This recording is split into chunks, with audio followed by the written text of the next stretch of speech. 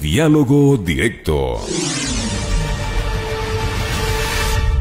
17 horas con 35 minutos, 17 con 35 minutos. Empezamos ya el diálogo directo con nuestro invitado Carlos Larrea. Él es docente de la Universidad Andina Simón Bolívar para analizar los precios de los combustibles tras el anuncio de la implementación de la focalización o eliminación de subsidios, posible eliminación de subsidios por parte del ministro de Energía, René Martínez, en el marco de esta caída histórica del precio del petróleo que fue el día de ayer con números negativos. Carlos Larrea, ¿me escucha? Sí, muchas gracias por la invitación. Aquí estoy. Bienvenido, Carlos Larrea. Bueno, en medio de esta triple crisis que hemos tenido, sanitaria, económica y social, y con este antecedente del día de ayer, con una caída estrepitosa del precio del petróleo que llegó a menos $37 por barril del WTI, ¿es el momento histórico para focalizar subsidios o su eliminación? Bien, el tema de los subsidios es un tema estructural en el Ecuador. Nosotros hemos tenido subsidios a los combustibles fósiles desde hace casi 50 años y el tema ha creado realmente un problema muy serio. El valor de este subsidio ha ido variando de acuerdo fundamentalmente con el precio del petróleo internacional, pero entiendo que de acuerdo con los datos más recientes estaría no por debajo de los $1.200 millones. Hay que entender algo que es fundamental. Estamos atravesando la crisis económica más profunda posiblemente del último siglo en la historia del Ecuador. Estamos recién iniciando esa crisis y evidentemente ante este contexto el Estado necesita recursos en primer lugar para enfrentar un colapso del consumo de una magnitud extraordinaria. En segundo lugar, para fortalecer un sistema de salud que también está muy seriamente amenazado, debilitado desde hace muchos años por las políticas de ajuste estructural y que requiere urgentemente activarse. Este momento las posibles fuentes de financiamiento del Estado son muy limitadas, pero yo diría que evidentemente mantener un subsidio que es completamente irracional, que en el pasado, en los últimos años, en las últimas décadas, sobre todo en el caso de la gasolina, ha beneficiado principalmente a los sectores ricos de la población, a los estratos medios altos, sería completamente irracional.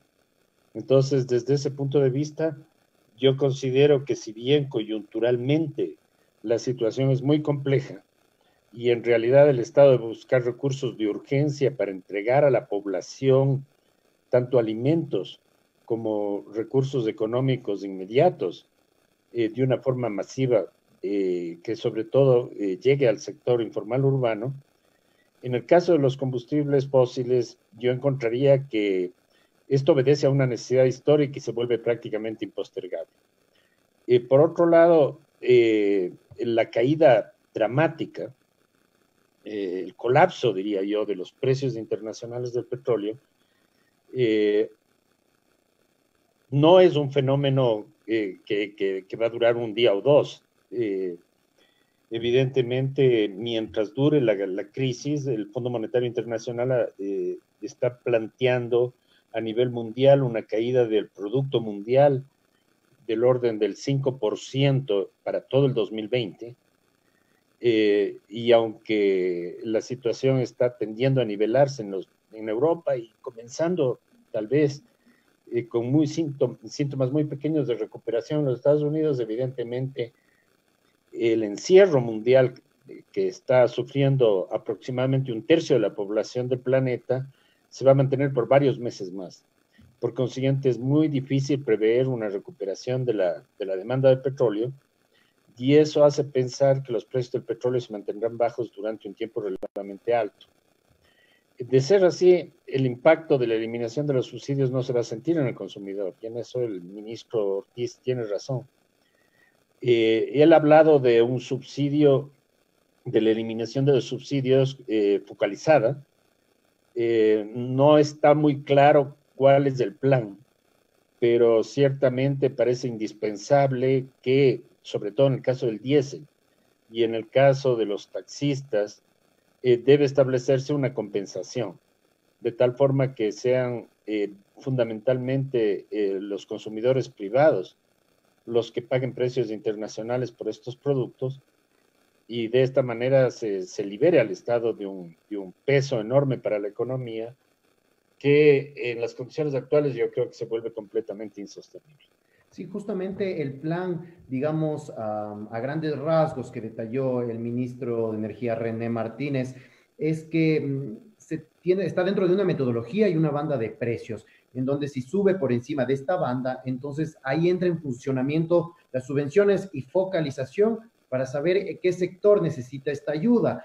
¿Es viable? ¿Es posible este mecanismo, digámoslo así que lo ha planteado el ministro? Una vez, claro, teniendo en cuenta que en este momento, como dice, no es un escenario en el que existe una mayor demanda del petróleo y este problema puede seguir por algunos días, entonces la liberación de los precios de las gasolinas no se sentiría, pero a futuro sí habría un efecto negativo, como lo acabamos de escuchar del exministro Carlos de la Torre. Habría evidentemente un efecto negativo que debe compensarse mediante transferencias directas de recursos y alimentos a los sectores populares. Eso me parece absolutamente indispensable, porque debemos recordar que aproximadamente al menos el 40% de la población en el Ecuador vive de actividad, no tiene relaciones salariales, no tiene un empleo fijo estable, no tiene afiliación al seguro, y por consiguiente vive de los ingresos que obtiene cada día en base de su trabajo.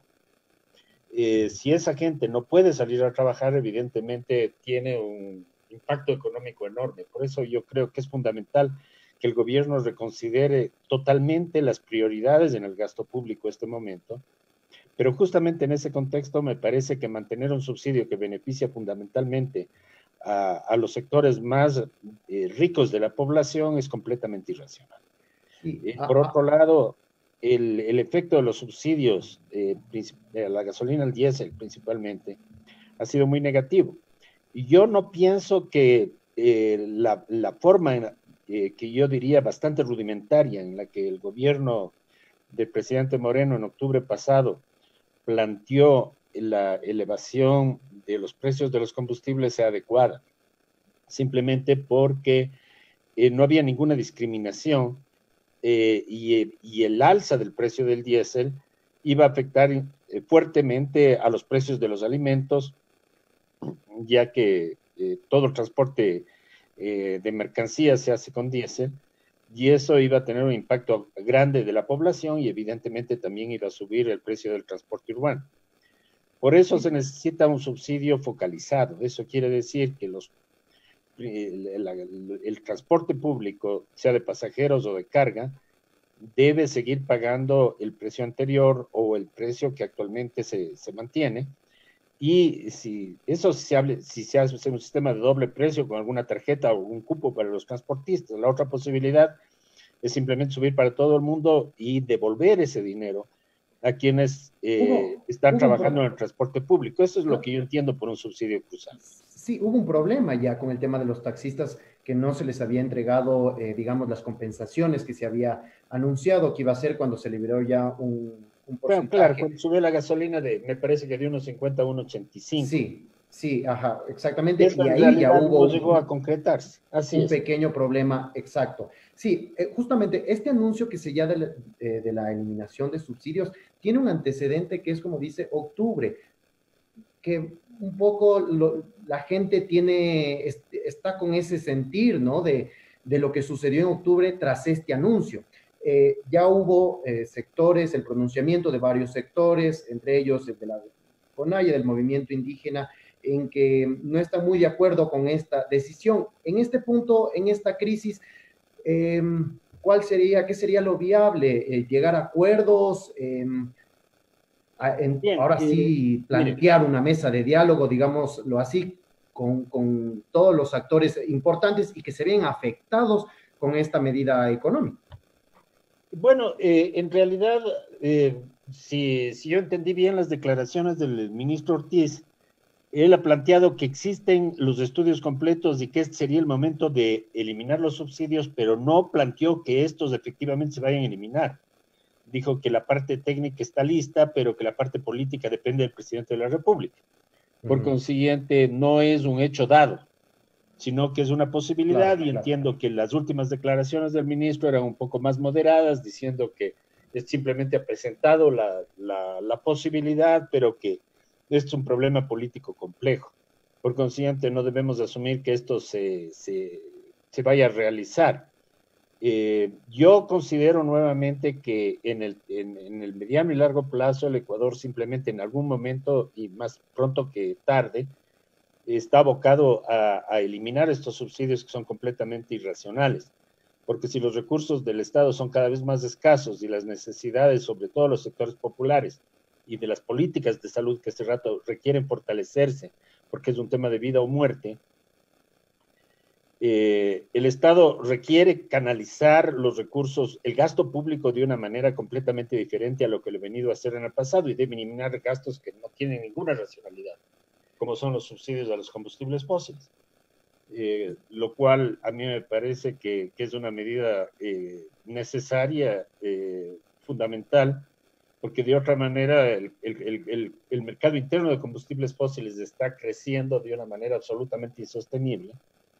Fíjese usted, por ejemplo, hay varios estudios realizados por las universidades actualmente que demuestran que la susceptibilidad frente al coronavirus aumenta enormemente en ciudades altamente contaminadas, principalmente por partículas inferiores a 25 micras, que son justamente las que emiten en cantidades desproporcionadas los buses en la ciudad de Quito. Y lo mismo pasa en Guayaquil. Entonces, no es sorprendente que el 70% de los casos, o una cifra aproximada, se den en Guayaquil, y que el número de contaminados con el coronavirus en Quito también sea relativamente alto. Si hemos estado viviendo en una atmósfera altamente contaminada que produce irritación del sistema respiratorio y que aumenta la susceptibilidad de la población a este tipo de epidemias. Sí, Por consiguiente, es una prioridad, en definitiva, por ejemplo, en este caso, una política rápida de electrificación del transporte urbano, sí, lo cual es fundamental para ir eliminando la dependencia del Ecuador que tiene del diésel. Eso es absolutamente necesario, incluso como un tema de salud. Claro, son medidas complementarias que se debería ir tomando conforme exacto. O sea, lo que estoy planteando es que se necesita una redefinición completa de la política pública en este momento, y que por otro lado, evidentemente, eso tiene que hacerse en base de consensos. Evidentemente tenemos un gobierno debilitado, un gobierno por muchas razones que tiene un respaldo limitado, tanto del Poder Legislativo, que en realidad es bastante pequeño, como un respaldo limitado de la opinión pública, y que este momento, frente a la magnitud de la crisis, lo que se necesita es medidas que tiendan a dar una respuesta efectiva en un contexto de un consenso mínimo. Por eso yo estoy de acuerdo con su posición.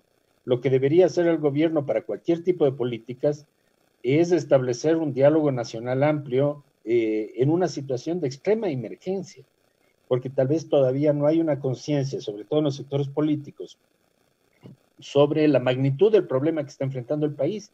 Y no es solo el país, justamente en el noticiero que ustedes acaban de presentar, se veía que es un problema latinoamericano. Las cifras que presentaba la CEPAL de una caída del PIB de América Latina en su conjunto del 5.5%, que es más o menos igual a la caída de la economía mundial. Nos muestra que la situación es extremadamente grave a nivel regional y a nivel global. Por consiguiente, realmente estamos en un mundo nuevo, y en un mundo nuevo donde es fundamental un cambio enorme en las funciones del Estado, dando prioridad en primer lugar al sector salud, en segundo lugar al apoyo a los sectores más afectados por la crisis. Claro, sí, como decía, el tema de los recursos, de la necesidad de estos recursos que puedan estarse utilizando para el tema de los subsidios. En contraparte, también hay que no hay una prioridad, es decir, hay el sector de la oposición que se habla de que se prefirió pagar los 320 millones en el tema de los bonos, y ahora se está pensando en este tema de la eliminación, focalización de los subsidios. Entonces, la crítica de parte de este sector un poco va por el tema de priorizar el gasto.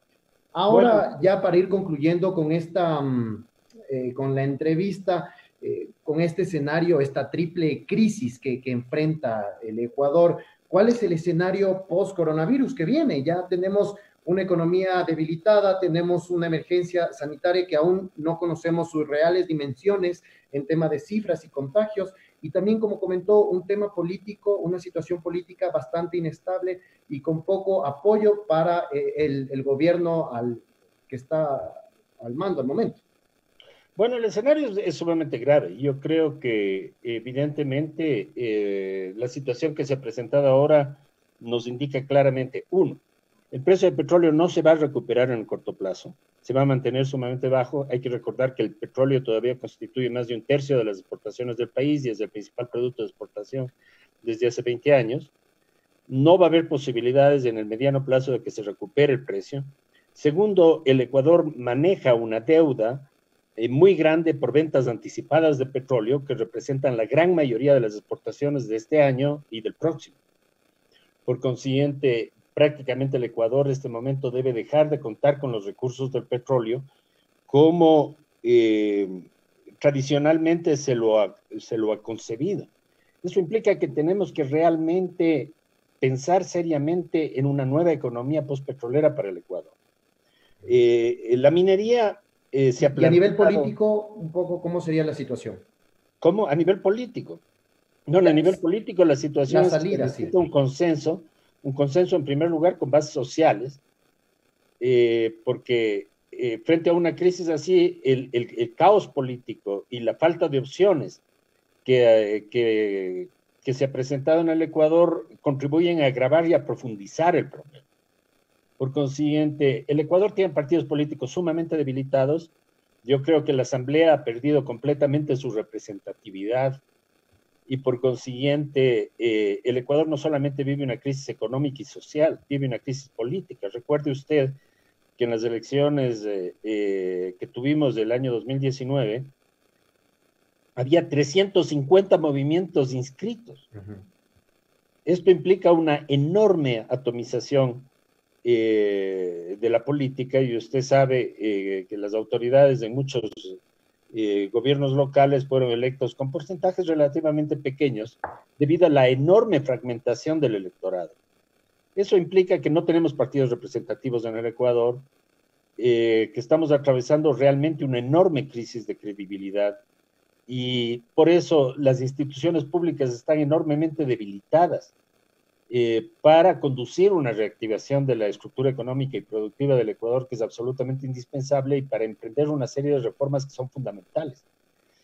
Por esa razón me parece a mí que esta idea de la búsqueda de consensos y la necesidad, yo diría, de tanto del gobierno como de la oposición y de todos los partidos que tienen la representación en la Asamblea, para replantear la situación y entender que estamos en un contexto inédito, en un contexto emergente y en una crisis de larga duración. Esta crisis no se va a acabar en un mes, no se va a acabar en 2 meses. Ahora el precio del petróleo volvió a valores positivos, pero eso no significa que vaya a subir. Digamos, si el petróleo se mantiene por debajo de los $30 por barril, lo cual es casi seguro en todo el resto del año, el Ecuador estará produciendo a pérdida. Y esto hay que entenderlo claramente. Además, los oleoductos están rotos.